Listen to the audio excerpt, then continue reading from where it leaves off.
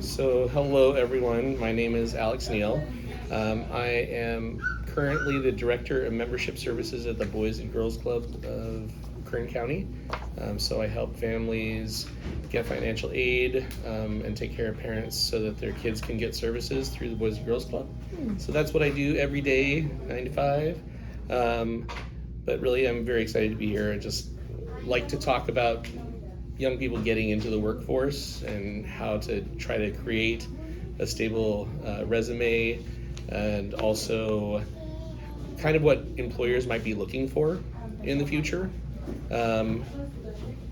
Unlike other things, a resume is just something that helps sell yourself to a future employer.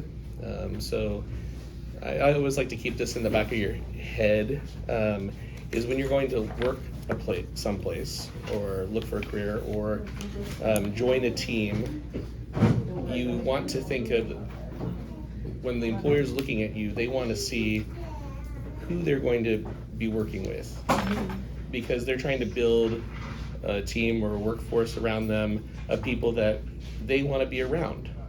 So those are just some things to keep in mind. So I'm just going to start off with asking you guys a question. We can go around the room. If you could have any job for one day, what would it be? You want to start, Alex? Honestly, a teacher. Yeah, I would like to be a teacher for a day to see how it feels to be in their shoes. You know, probably show kids what we could have been shown back then. Just to test the waters. Just something like that. But yeah, a teacher. I would be probably a teacher. Okay. Yeah. I just want to be a game designer. A game designer? That's an awesome job, even for one day or for a lot of days. That's my ultimate goal. I just want to be a game designer. Awesome. Next. I would probably want to be in like construction, or the cop industry is kind of cool too. Okay. How are you? Awesome. So, why don't we just keep on going around the room? A forensic psychologist. Wow. Forensic. That's actually what I majored in. So. Oh, that's awesome. How about you? Firefighter? Has anyone worked, in just a general question, is anyone working right now or in a field like what they're trying to get into? I'm going to school for teaching. Okay, awesome. I'm majoring. And you? Police officer. Police officer, awesome. Business. I want to start my own business. Okay, Probably a veterinarian. veterinarian, awesome. And how about you? What was the question? If you could have a job for a day, what would your job, what would it be?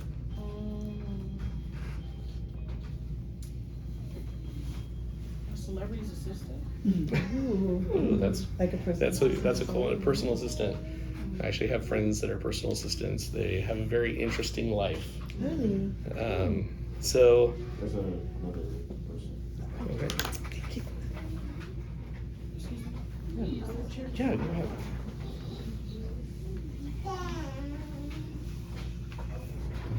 Just kind of a workbook of what we're going through here. Welcome.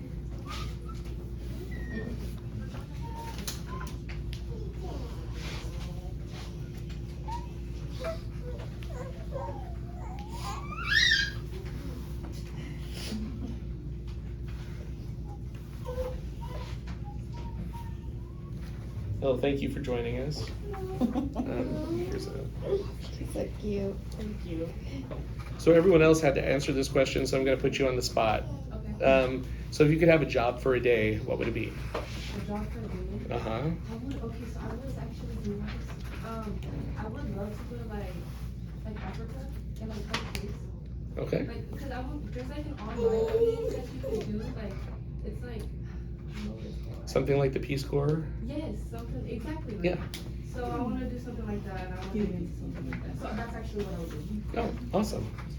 So those dream jobs may seem like they're far away from where you guys are starting at or where you're at today. But every career starts with one opportunity, one application, and one interview. And so that's kind of what we're going to be talking about today. It's just kind of setting yourself up for success. So in section 2, we're just going to talk about understanding your value and kind of what your strengths are. Because if you find out what your strengths are and kind of look internally, it kind of helps you explain them to your employer. So what do employers look for? Anyone have any ideas? Go ahead. Somebody who is willing to learn, somebody who's willing to be a team member, and has good communication depending on the field that you usually work in. Yes, I mean, those are great. Teamwork is big because, like I said, kind of as I was setting things up, you know, you're kind of joining a family or an extension of your family. I know that's a hard concept sometimes when you think of it as work, but you're going to be around these people almost more than your family or friends. If you have like a steady job, you're there 9 to 5 or whatever the hours are, that's 40 hours a week. That's like half of the time that you're going to be awake in a week. So you need to, when you set yourself up, not only are they looking for somebody to join their team and to be around someone that they want to work with, you guys have to make that decision as well as prospective employers. So when you're looking and applying for jobs, you want to make sure that it's something that you're passionate about, something that you can bring positivity to. Also, you know, employers are looking for experience. So a lot of times that's what the resume is for, is they're looking for someone to fill a specific job. So they're looking for skills that might match that. Also reliability, and I can't emphasize this one enough, is that reliability is super important in this day and age. Employers want people that are going to show up to work, show up on time, with the least amount of excuses. There's always going to be life things that happen, but showing that you're dedicated and that you're willing to kind of go the extra mile to be there for them is going to go a long way. So many employers are hiring teens and young adults that really want people that are showing up, being dependable, and being willing to learn. So those are like the 3 major things that all employers are looking for. So what is something people can count on for you? Does anyone have? Yeah. I'm very adaptable. Awesome. I mean, that is a highly sought after skill. Because if you're rigid in a situation, it's very hard to be taught something new. So you want to be able to make sure that you're flexible. What are some other, anyone else have a skill? People skills? Yeah. Being able to talk to people is important. Did you know that everyone you interact with is a customer? Whether you work with them or you're serving them. Everyone around you, there's internal customers, which are the people that are your coworkers, and there's external customers, the ones that you have to deal with for your job. And so you have to think about how you deal with all of them all the way around. I saw a hand up here. Oh, I was gonna say good time management. Yes. So if you're given a task, making sure you're trying to complete the task in a rapid, you know, not so fast that you're getting things wrong, but in an expedited way so that you're accomplishing the goal and you can move on to something else. So sometimes we focus on what we don't have instead of recognize what we already bring to the table. And it's very easy to get caught up in looking at people and say, oh my God, they're so good at that, but not looking back at ourselves and saying, what am I good at? So in resume building, that's actually what you're doing, is you're building a marketing tool for yourself that tells people what you're good at. So this is your time to brag about yourself. So what do you guys think is the purpose of a resume? I think it's just to see if you have what's needed at the time. So like maybe somebody needs somebody who's skilled in like nursing, and obviously you're not gonna apply in it if you're like, you only have like fast food experience, Mhm. so. I feel like it's what you bring to the table, you know, like what you can use to make the job, you know, like either easier or adaptable, you know? So both of those answers are completely right. But what is the purpose for or for you? So what does the resume do for you? It kind of just shows you what you're like good for, kind of, like, you know, right? Yeah, I mean it does, but more importantly, it earns you an interview. So it's a tool. It's a tool that allows you to showcase all of your skills, tell them a little bit about where you come from without like telling them where you come from, because for most people, this is going to be the first thing they see. They may not see your face, especially in this day of online, like LinkedIn, things like that. They'll never get to see you, so you'll never get to make a first impression. This resume is your first impression. So, and you want to make sure that you're telling your life story without telling your full life story. Mm-hmm. Because as we know, people can judge us. People can find reasons not to hire us. And our resumes are reasons for people to hire us. We're trying to show that, put our best foot forward. So we're just going to walk through some areas of a resume. Okay, so contact information. You need to make sure that they can reach you. So it has to be, you know, a valid email address. It has to be a valid phone number. I highly suggest not putting your address on it anymore unless you expect somebody to mail something to you. And most people don't do that anymore. Also, making sure that if you're setting up an online presence, like a LinkedIn or Indeed account, that your contact information is the same as your resume, so that it's not sending completely different messages. Professional email addresses. So all of us have our email addresses that we're not proud of from when we were like 10 years old. Mm-hmm. So I highly suggest creating a more modern adult version of yourself in an email form.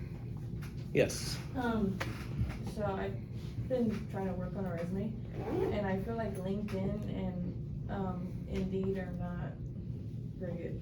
So they are not great, and we'll talk a little bit maybe in our second course about like tips and tricks for those like online things. Today's more of an overview, but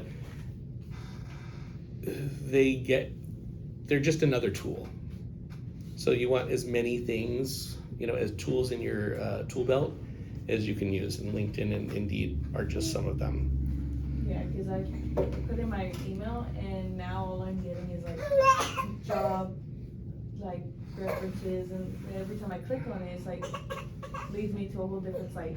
Yeah, and it's a lot of junk, but you have to weed through it. And then in this day and age, it's just direct emailing or direct websites are pretty good. But we want to make sure, like, when we send our information out there, like, it's not fuzzycat65 as my email, right? Yeah. Oh yeah. It should be something similar to your name, and maybe I would not put years that you were born. And that doesn't matter for you guys now because you're younger, but once you get older, you want to take any like reference of your age off of your resume. And there's a whole different reason for that. But right now you guys are fine.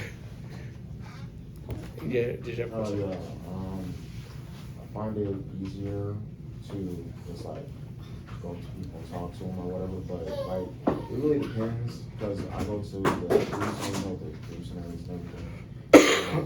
You know, sometimes whenever people come over and they have like things going on, I like talk to them, and sometimes I will get like job opportunities like with Hope in the Valley and stuff like that, you know.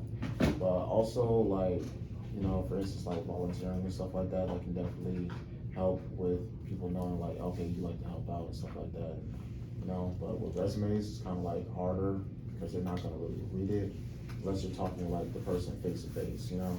So, yeah. So, one, it's always important to have communication skills and be able to put yourself out there in those situations. But taking us back just to making sure that we have, I'm just gonna go over, like, one of you, would somebody share their email, their professional email with me? It's hope790@gmail.com. Okay. My first and last name.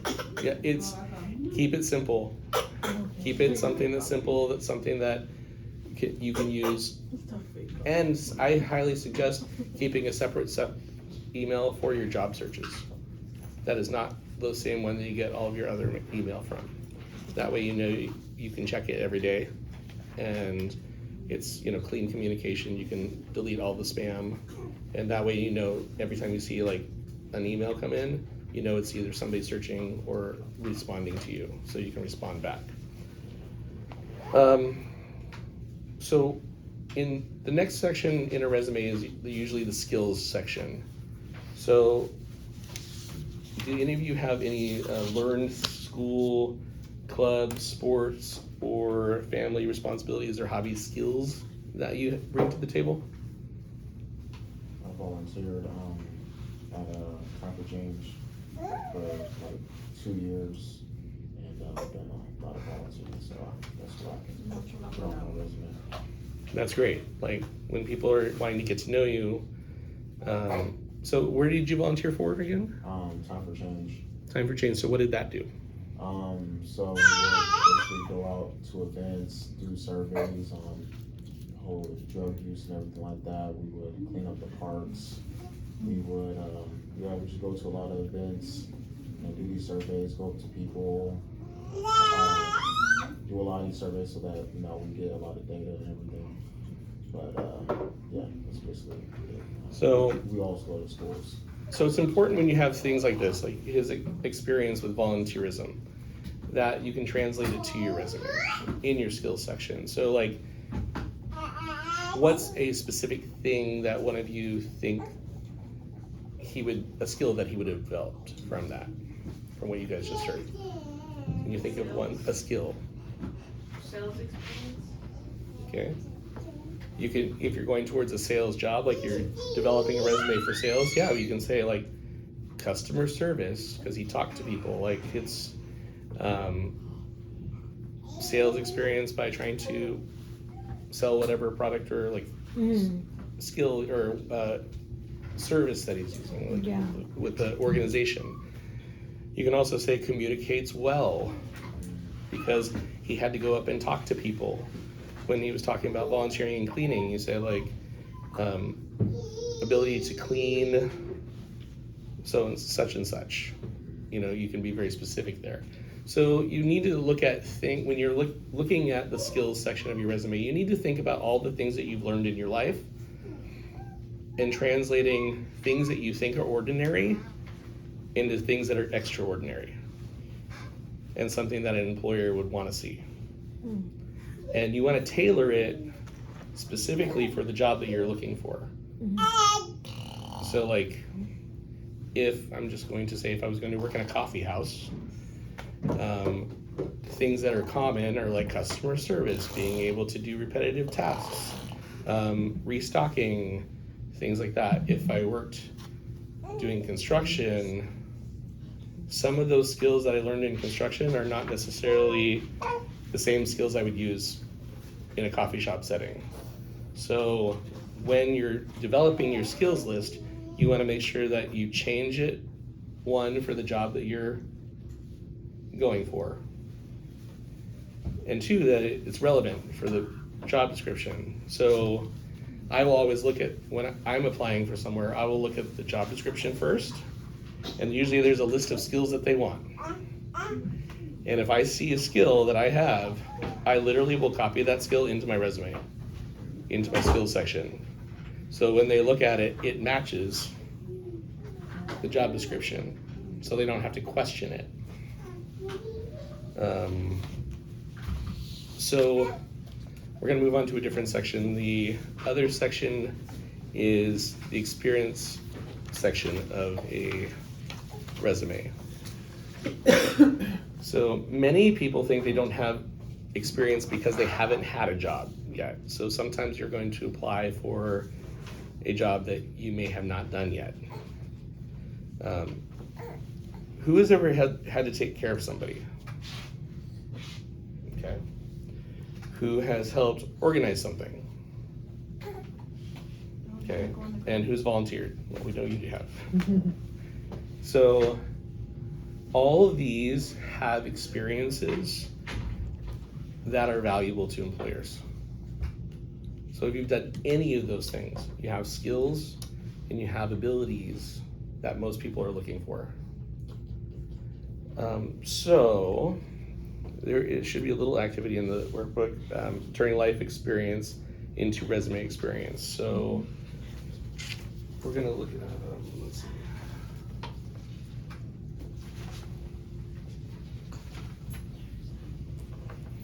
So we're just gonna kind of go through this section. So if you take a few seconds to kind of answer the questions, you're going to kind of do an example there. So it'll show experience, so write down what the experience was you had, and then try to translate a resume skill into that section.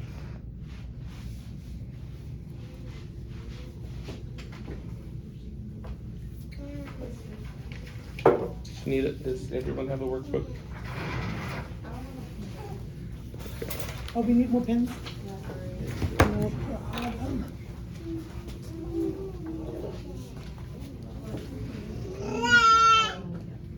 Okay, let's go. Oops, sorry. And who else needs a pen? Does anybody else need a pen?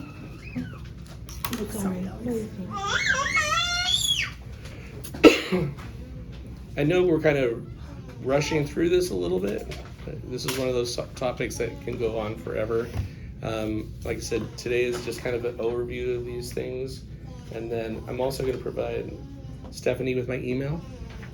And so you guys, if any of you have like a personal question or kind of have a resume and you want somebody to look it over, I'd be more than happy to look it over and give you suggestions. Yeah. I have a question. Nowadays, how do you get a job, like, in a field that you want to go into without really having experience like that? So, like, let's say you want to get a job in, like, I don't know, like social work, right? Yeah.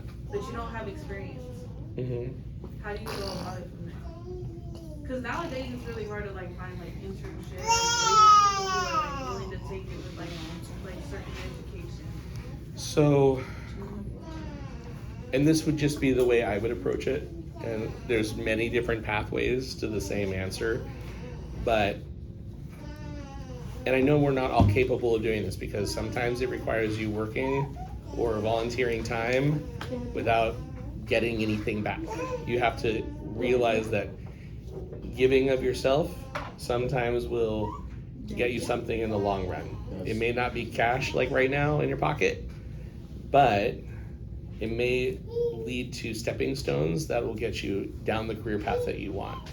So I would volunteer, like find an organization that's adjacent to what you want, like deals with social workers, like I'm just gonna use Coming in Coffee, like volunteer time through one of their outreach things, and then you get face-to-face with a social worker, work side by side with a social worker, and then you can ask questions, and that kind of puts more tools in your tool belt, and then they see your face and you can say, how did you get into this? And then they can, usually that networking is what leads you to a job. I was just gonna add on to that. If you go to like school or something for that, I also went for psychology. I was gonna go down the social path. After college, they were like like do an internship. So if you talk to like the counselors or like anything like that, it, like you said, it'll lead you literally. It will put you in the connections. Yeah, I mean, I hate to say this, but it's true.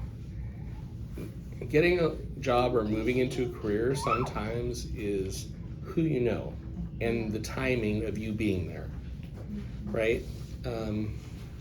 Best thing to really do, like, you know, learn throughout the years and everything, me volunteering, me helping out at my school, or just even knowing people and just getting to know people, that definitely gets you connections, you know?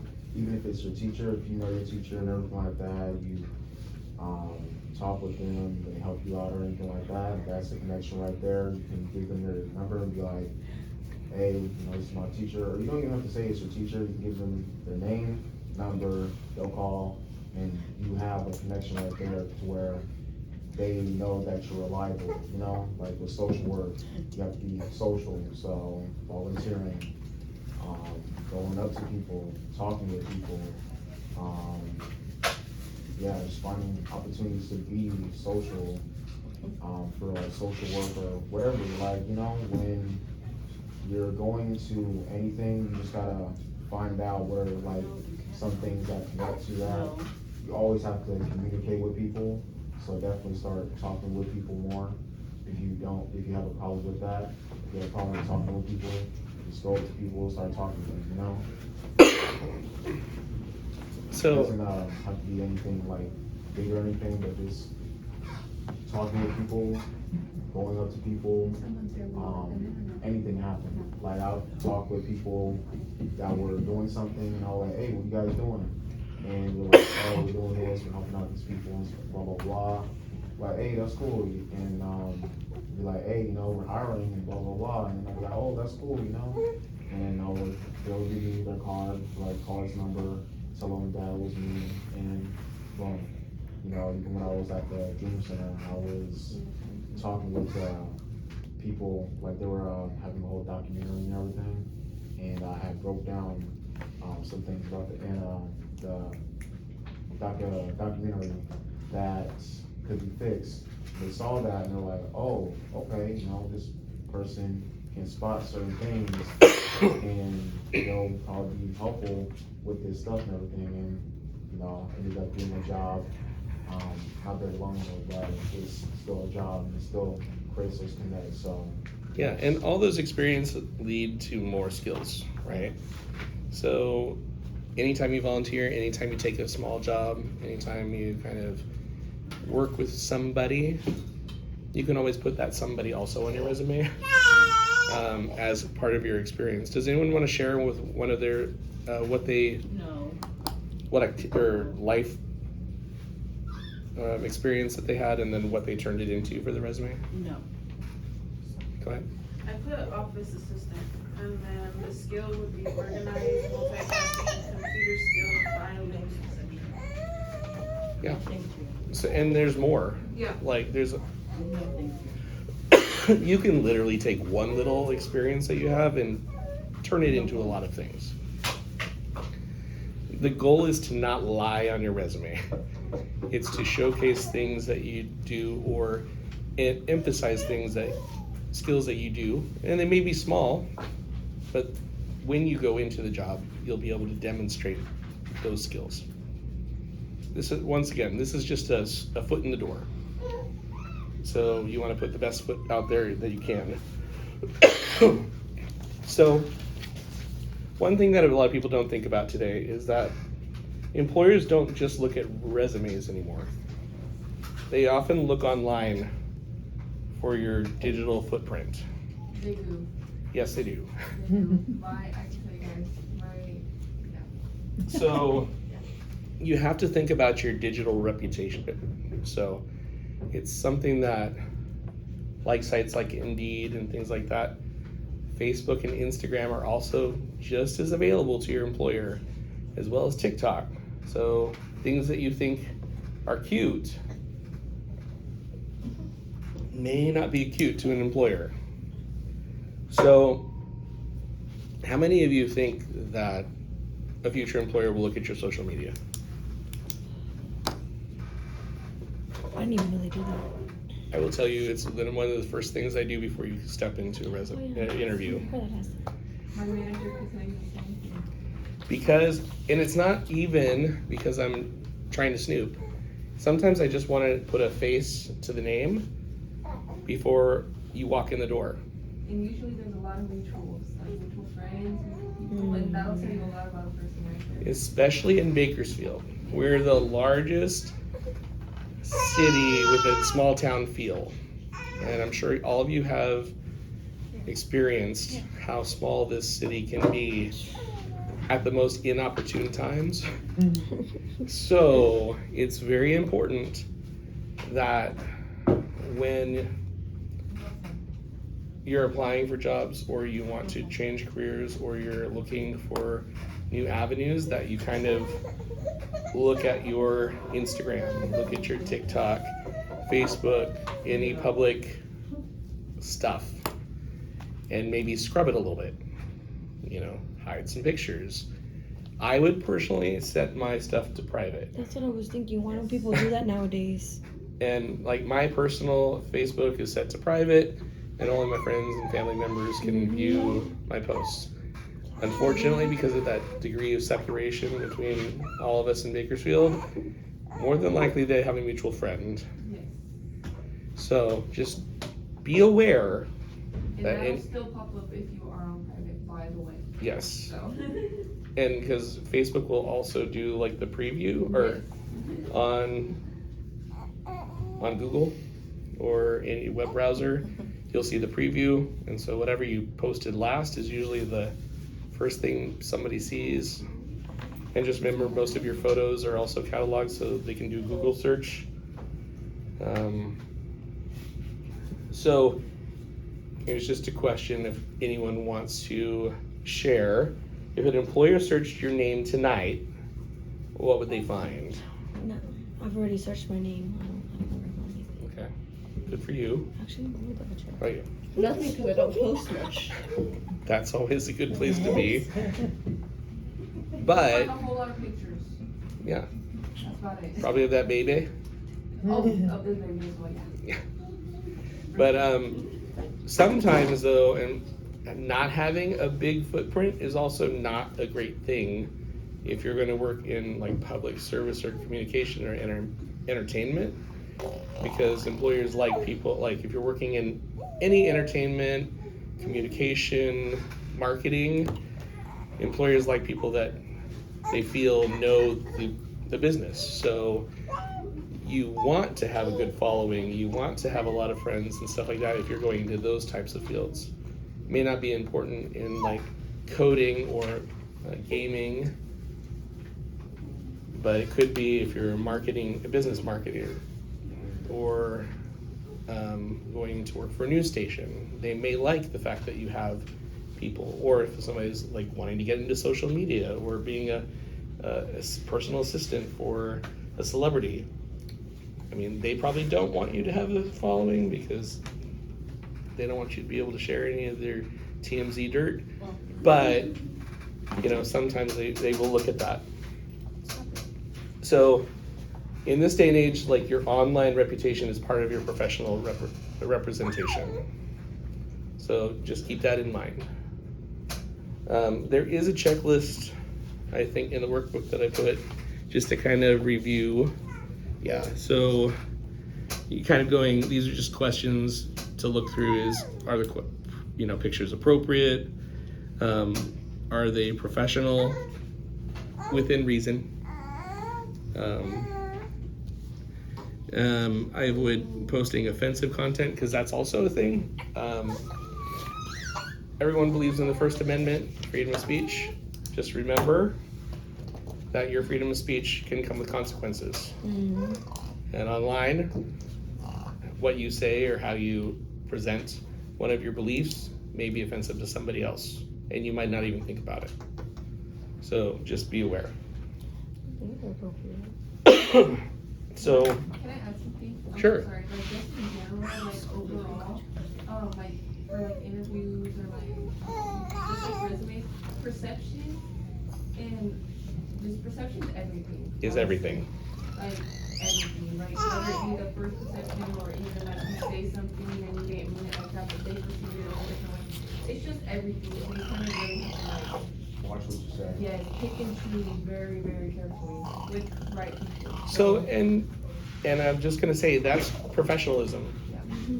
That's professionalism in the workplace. That's professionalism, you know, as you're seeking different jobs and careers, being able to kind of edit yourself,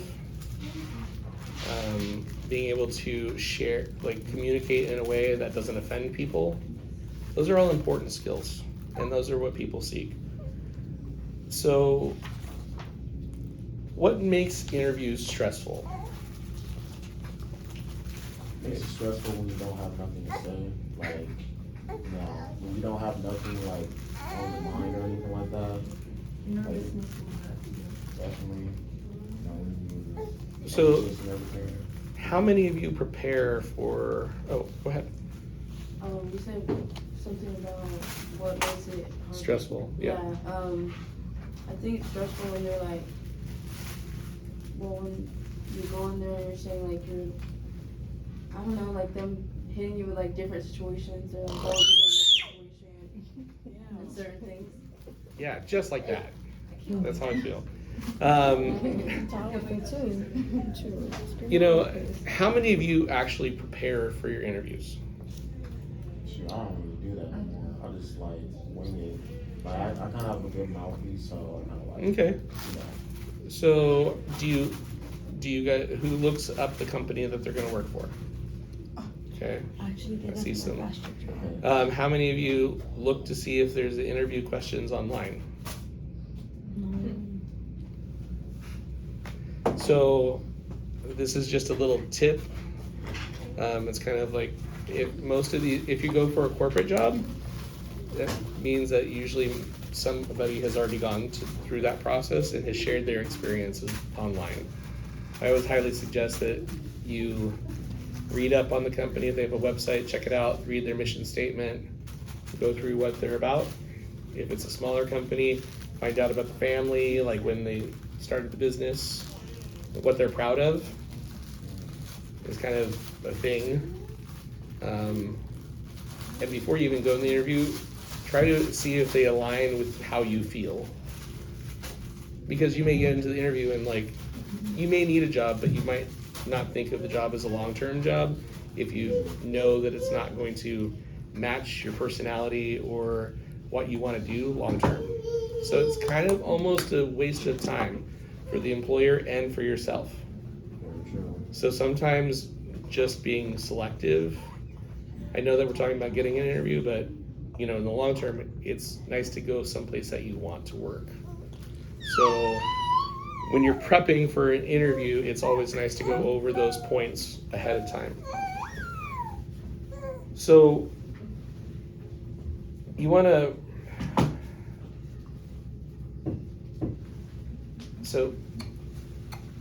teach. So like you're telling about yourself in an interview.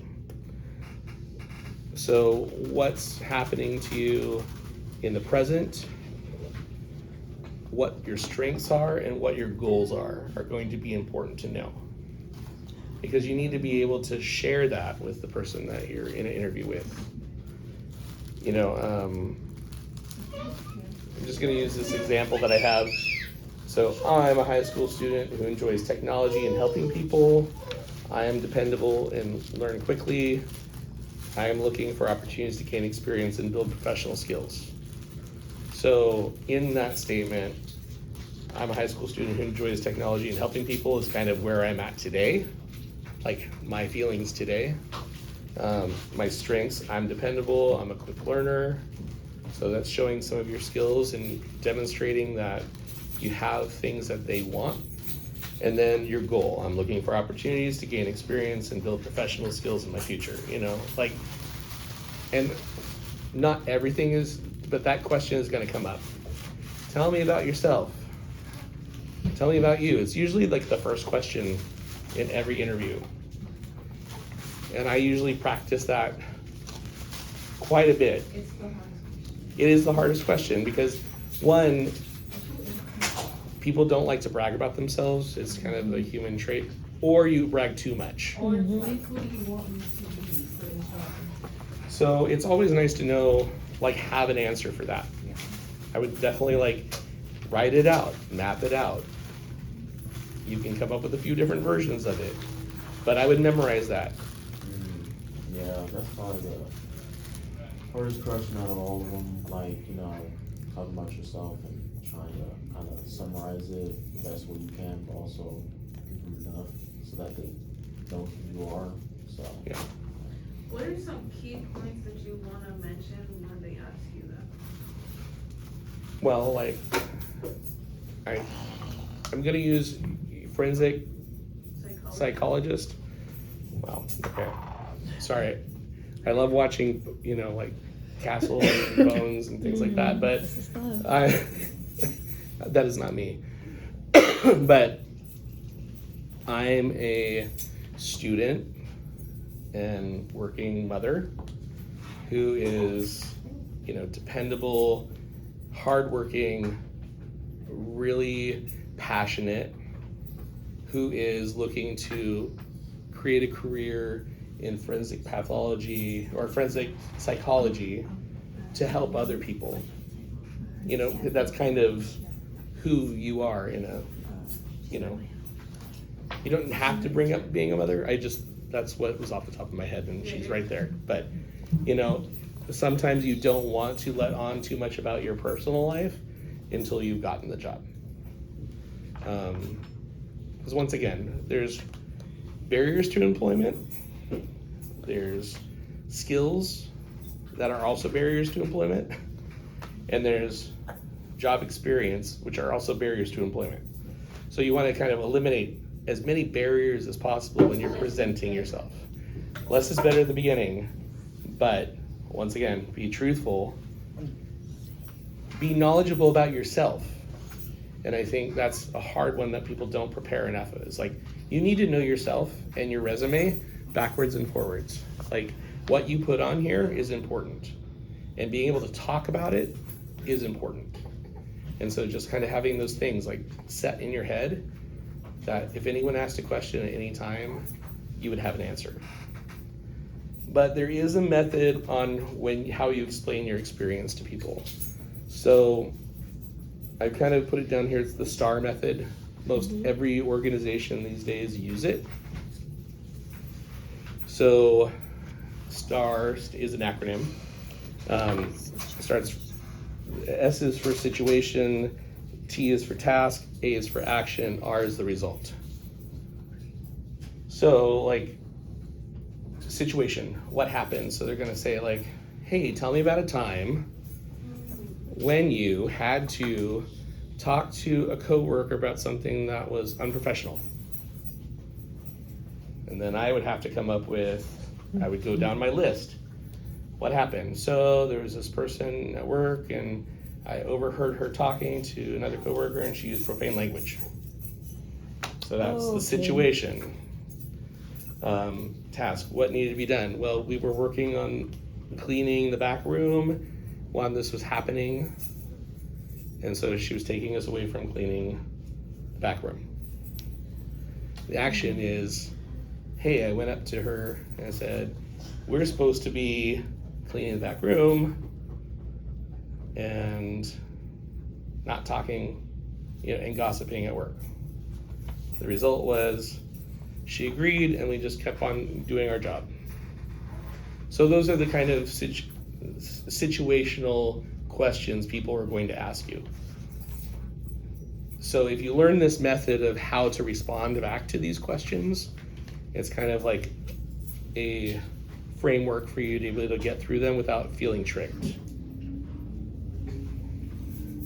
The trick is the results should always be positive. Like your response should be the right response.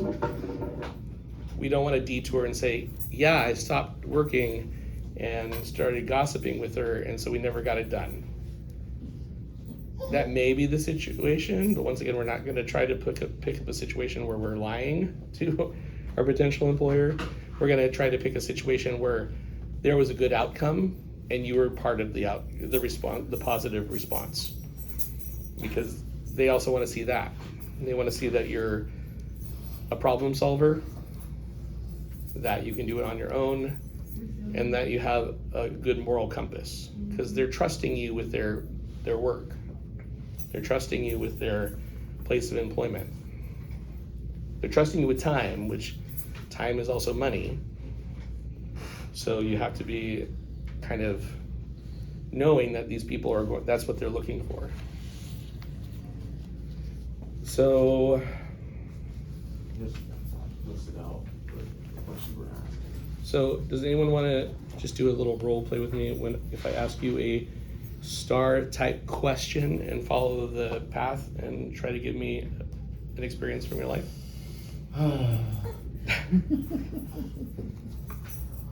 Was that a sigh, a yes? I don't know. Like, I get nervous too, so you know, I understand. Yeah, I'll do it. Okay. So tell me about a time when you had to do something and you didn't know the answer.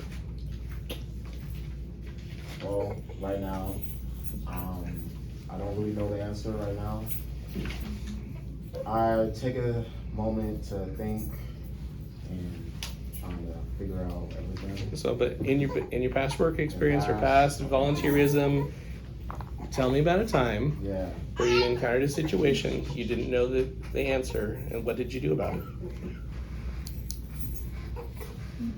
That I didn't like. Yeah, but so you're going to use the STAR method, so you're going to use that.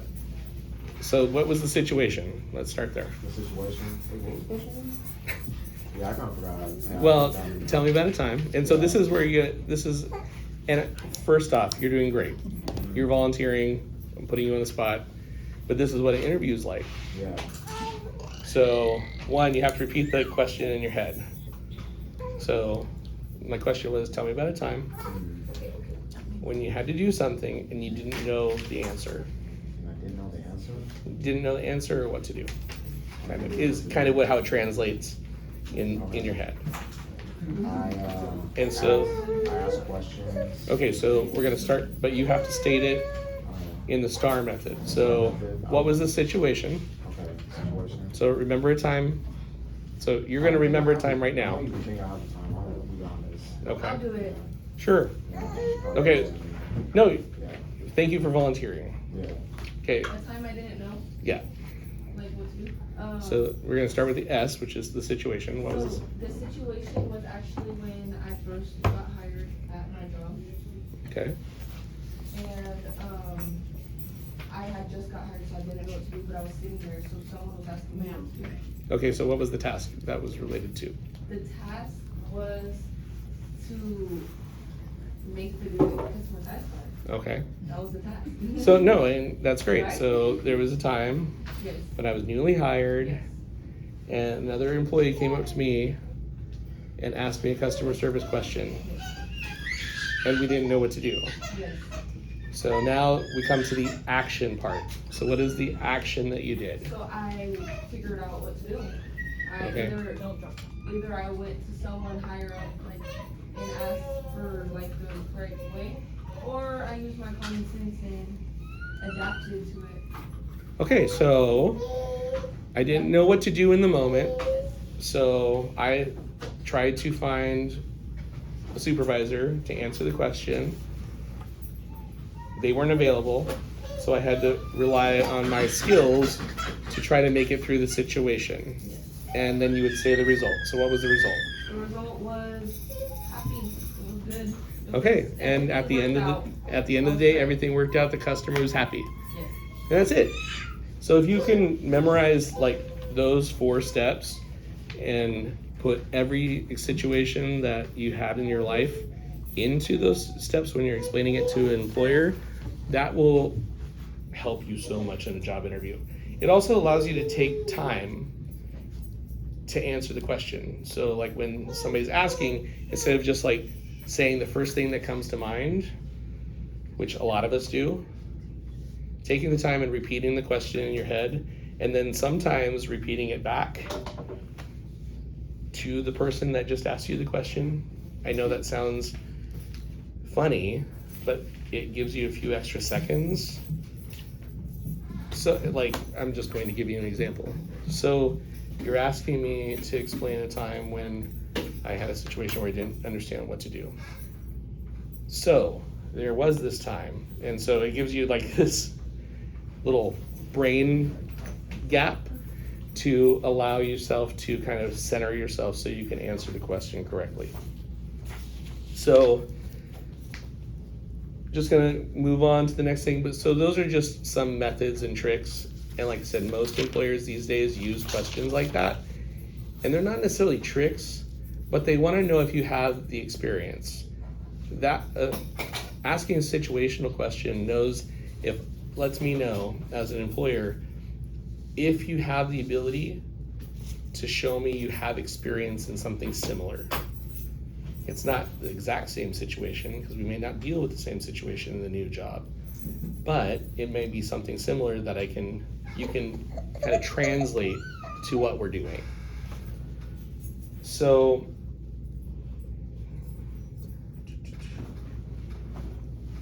what makes someone seem confident when you see them? Like, think of somebody that you respect. Think of somebody who you always knows what they're doing. How does that translate to you? What personal trait do you see? I think their perspective of how they view life. Okay, but if you don't know anything about them, like what are, Their attitude, okay, Their but style. what does it look like? like somebody who's always like smiling, joyful. Awesome. Okay, you? Someone who seems organized, Okay. like within themselves, like their style, like how they carry themselves, just very organized. You know what I mean? How about you? I would say, like if they're cheerful, like if they're happy, because I used to go to work with SpongeBob energy, like that I'm ready, you know, so Yeah. that makes a really big impact, and it also helps like the effect on the customers. So those are all great answers. And they all have some things in common. So usually those people make eye contact. They look you directly in the eye. You all said smiling. Smiling is a key way for creating the perception that I've got it all put together, that I'm good to go. And good posture, standing up straight, not slouching, you know, those are all things that kind of attract us. And a good mouthpiece. Huh? A mouthpiece, like Being able to talk. Yeah. Yeah. So those are just some things, because body language is important, and that's the key factor there. We want to make sure that we project those things when we go into an interview. So if you don't normally sit up, you want to sit up. If you don't normally make eye contact, you need to challenge yourself to make eye contact with somebody.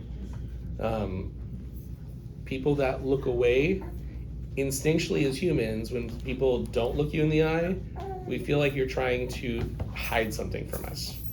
In an interview, we're trying to do the exact opposite. We're trying to show parts of ourselves. So you don't want to send the wrong impression when you're looking at your interviewer.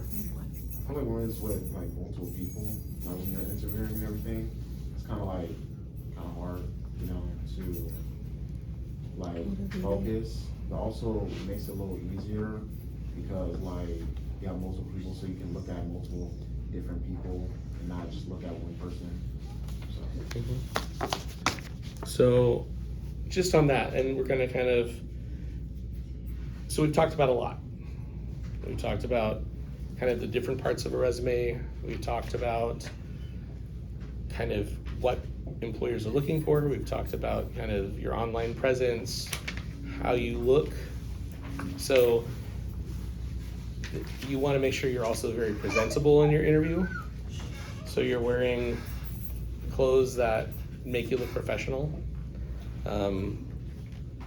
I'm going to talk about this, but it should go without saying, you shouldn't have your cell phone out during an interview. But I've been seeing that more and more, and my friends who hire have also been telling me that people are like actually bringing their cell phone into the interview and holding it while they're talking. So employers do not like that, because the worst thing to do, usually the person who's interviewing you is very busy.